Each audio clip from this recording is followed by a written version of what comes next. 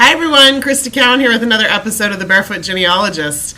Today I am coming to you live from the International Jewish Genealogical Conference in Boston, Massachusetts. So our program today has been pre-recorded, and when you watch it, that means that I will not be available online in order to chat. I'll be over in the exhibit hall here at the conference helping some people out there. So hopefully you won't miss me too much, but we have some great things to talk about today. And if you are watching this live, you can, of course, still chat with one another. And I'm sure Trevor or Pam or one of our social media team will be available there in the chat to answer any questions you may have. So today, our topic is Ancestry.com online trees, and specifically we're going to be talking about privacy and sharing. There's lots to cover, so let's go ahead and dive into the presentation. Let's talk about privacy first of all. If I click through here, the big debate that rages often on our Facebook page has to do with public trees versus private trees. Now, I, like everybody else, I have an opinion about the matter.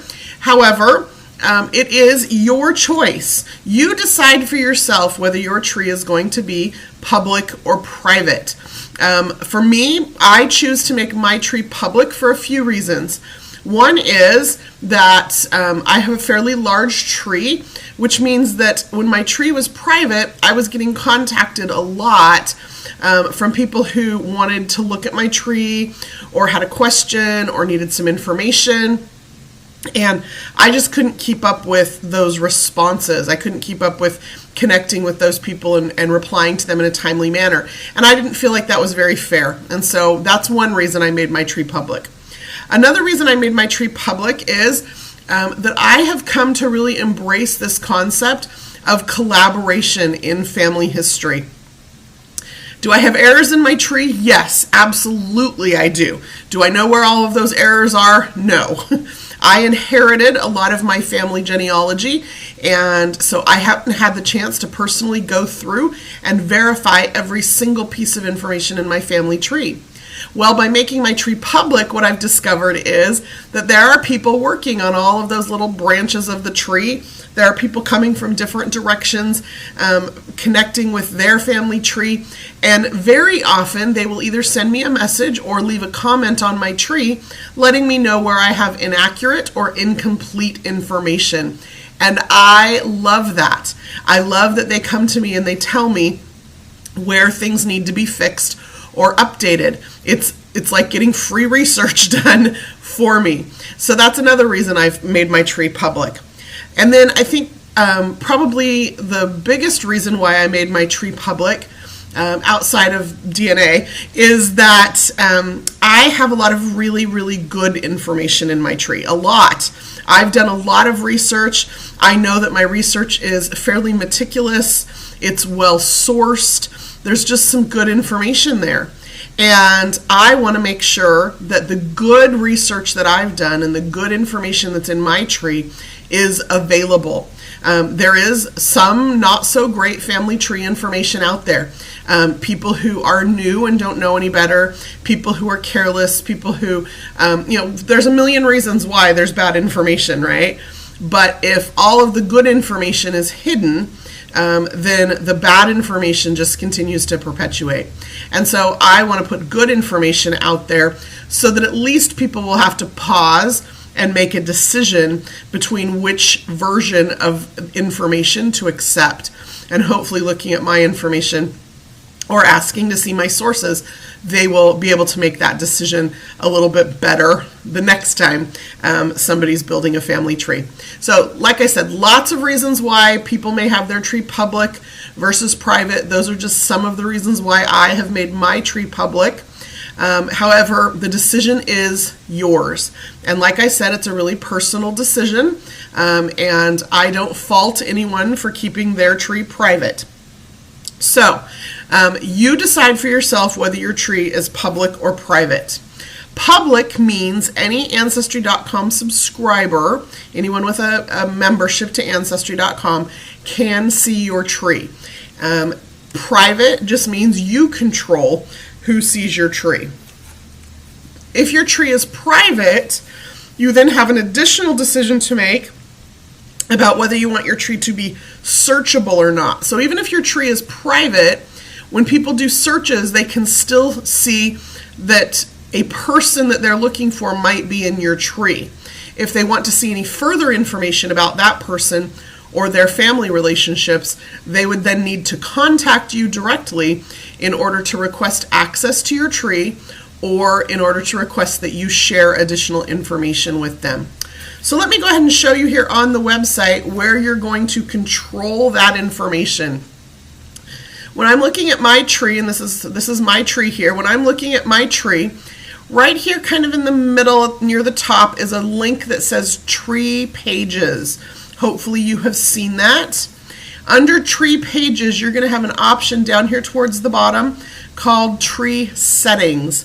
You're going to want to go ahead and click on that, and it's going to take you to a page that looks like this. This is the information about your tree. So in my case, it says, there's a note here that my tree is linked to Family Tree Maker. There's the title of my tree, and I can change that if I want. I've also gone ahead and put in a tree description where I just note that my family tree is a work in process and that I'm continually adding or updating or changing or deleting that information to reflect my current research conclusions, and then to just a warning to use my tree for clues to your own family history, but then to contact me if anything's inaccurate. There's some other settings on this tree settings page, but I just want to point out what we want to look for specifically is this button right here that says privacy settings. When you click that privacy settings button, it's going to take you to a page that looks like this. Okay, this is where you can switch your tree or check your tree to see if it is public or private. In my case, my tree is public, so this little radio button here is checked and this big box is gray. If your tree is private, the little radio button down here will be checked and this box will be gray. Also, this little check box right here that says prevent your tree from being found in searches is where you control whether or not your tree shows up at all when other people do a search.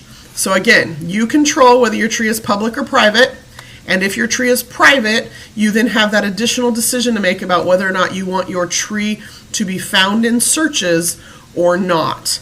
Okay, and that's where you check that, and then make sure if you change it, just make sure you click that Save Settings button. So that's how you check your tree settings and how you can change if your tree is public or private. Now, if you change that setting, just know that it's not an immediate switch that gets flipped. Sometimes it takes us a little while to re-index our database, and so you may still see some things, especially if you go from a public tree to a private tree, you may still see some things show up in search for some users. However, when they try to click through to it, then they'll get a message stating that your tree is private. So it's not an immediate switch that gets flipped. Sometimes it takes a few days for that to update through the system. So that's how you check your privacy settings.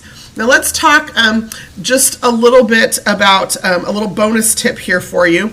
If your tree is public, you have a public profile on Ancestry.com, as do all members, and you have the option then of searching that public profile. And if you search that public profile for anybody in our trees, you can then find them and see what trees they have online, what names they're researching, any of that information. If you want others to be able to see what trees you have online, you can attach your public trees to your personal profile. This probably will make a little bit more sense when I actually show it to you. So let me just do that. When you're on Ancestry.com, you have your name over here on the top right-hand side. You have then there a member profile. So my member profile looks like this. I've added a picture because research has shown that people who have pictures on profiles on the internet get contacted more often. And I want people to contact me because I want to work with people on my research.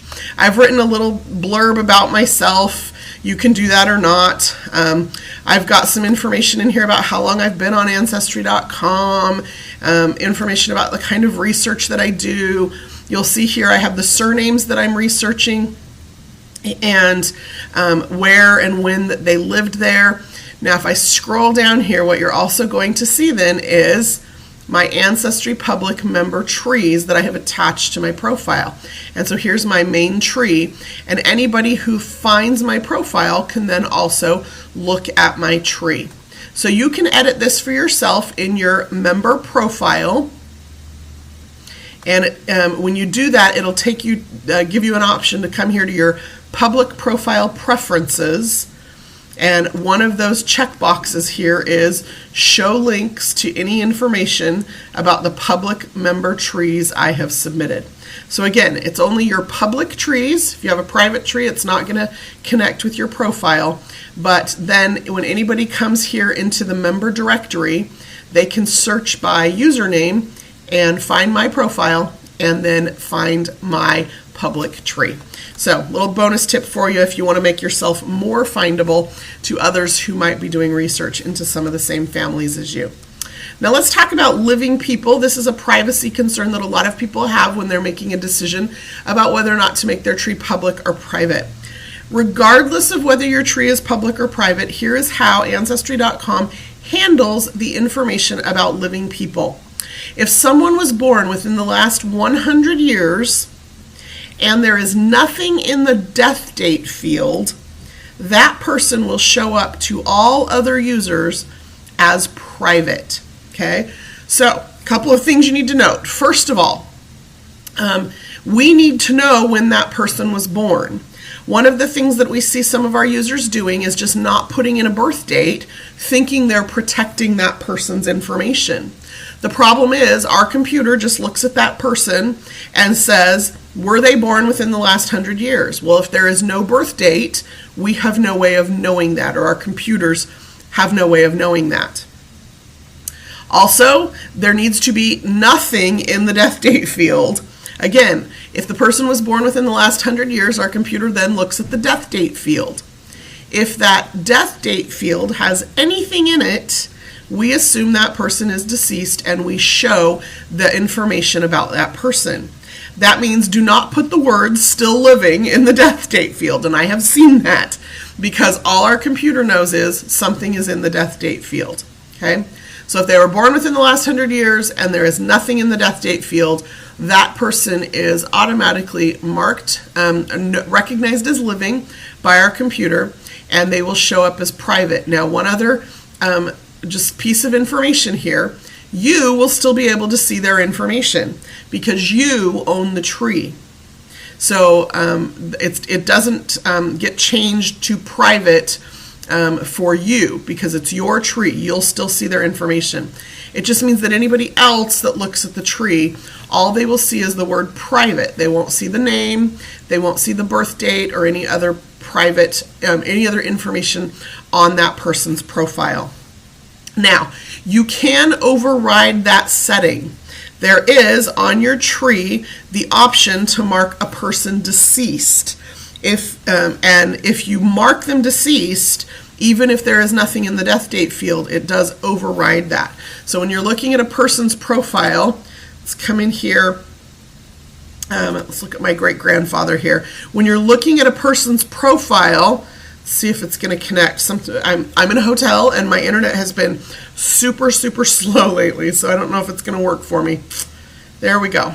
Okay, and then I'm going to click edit this person and wait for the internet to catch up with me.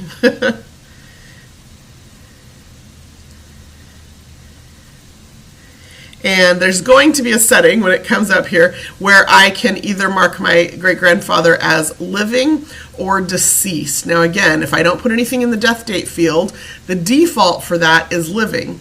If I do put something in the death date field, the default setting for that is deceased. But I can override that by toggling on the radio button.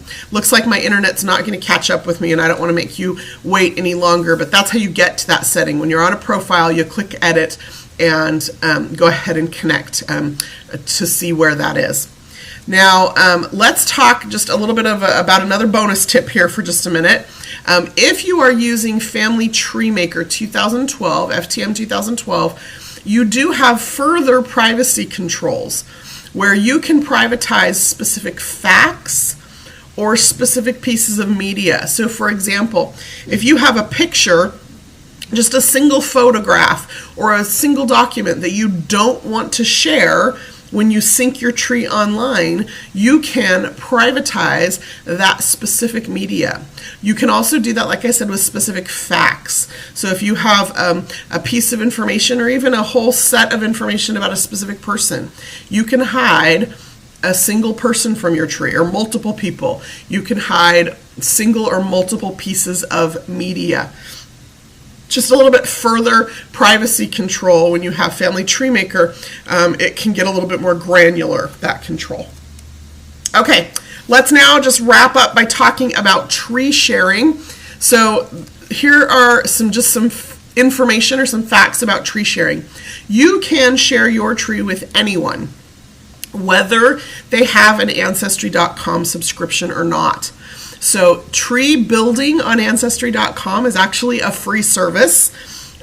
Tree sharing on Ancestry.com is also a free service. So for example, neither of my parents have an Ancestry.com subscription. I guess they figure I've got it covered. So I'm taking care of that, and I've got the family tree, and it's all in one place. And it's a family tree for our whole family. I'm besides believing in public trees, I also believe in a single tree, just because I want to be able to view my entire family history at a glance. I don't want to have to toggle back and forth between a tree for each of my parents or a tree for each of my grandparents or whatever. And so I have the family tree. And so my parents still want to be able to look at it, still want to be able to contribute to it. So I simply share or invite them to come and view my tree.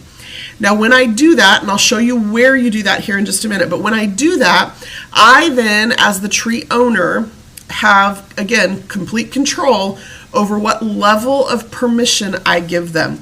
So here are my options. I can make them a guest, which means they can view the tree only. That means if I want to share it with my sister, my brother, my third cousin twice removed, it doesn't matter. I can invite anyone to view my tree. But maybe I don't know them well enough or trust them enough, or maybe they're not interested enough. So I just want to give them guest access, which means view only. The next level of permission is called contributor, and this means they can add information, most notably photographs and pictures. They can upload documents. So for example, my mom and I recently just scanned probably about 1,200 of my grandparents' slides. My mother got a photo editing software program, and she's going through and editing those and cleaning them up and labeling them and all of that. And if I give her contributor access to my family tree online, she can then take those images that she's been working with on her computer and upload them to my tree and attach them to the appropriate people in the tree. So contributors can add information.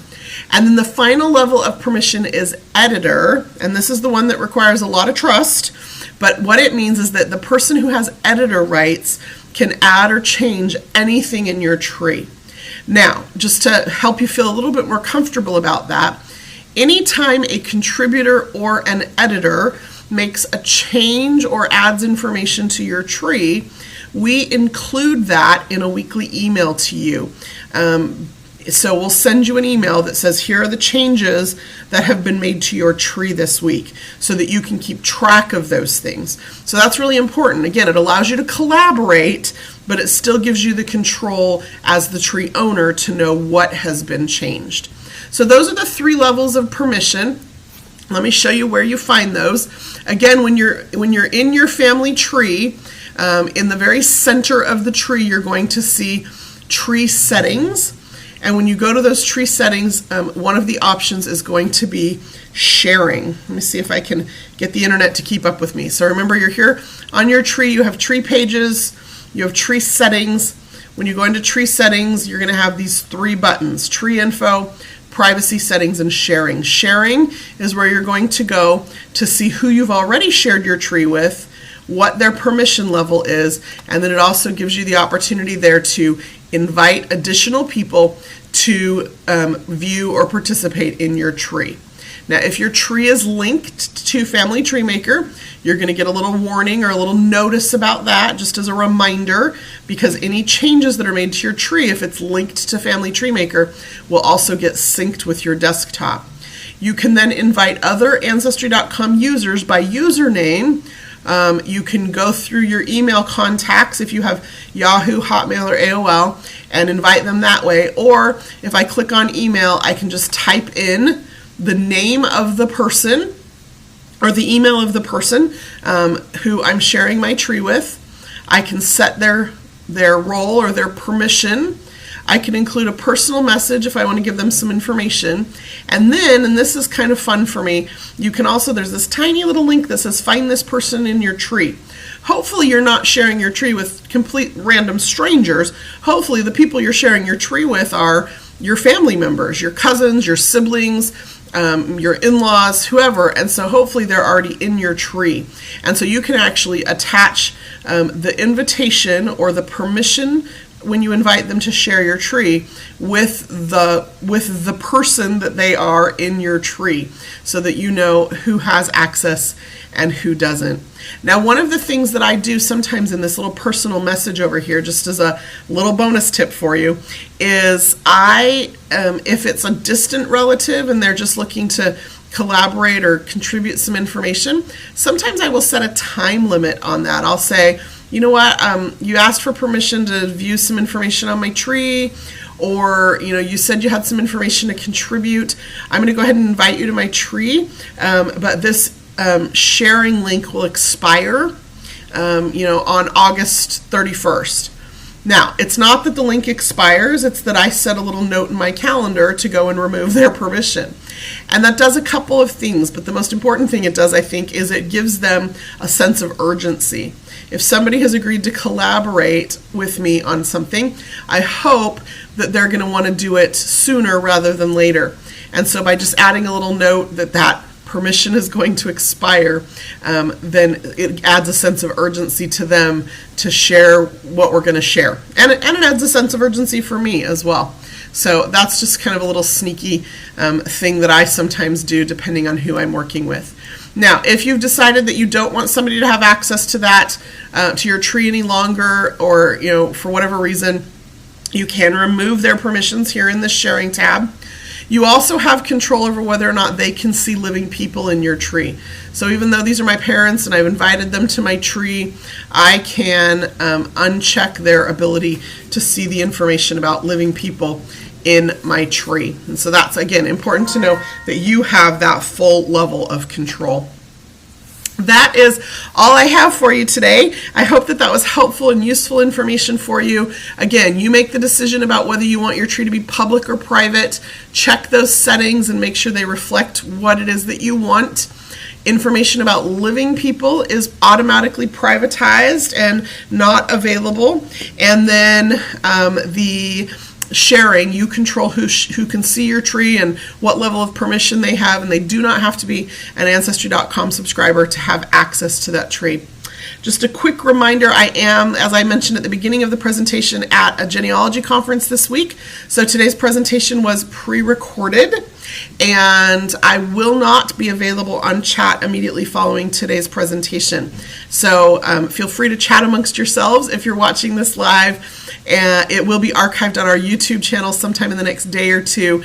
And if you watch it there, you can, of course, leave a comment there on YouTube. Until next time, this is Crista Cowan. Have fun climbing your family tree.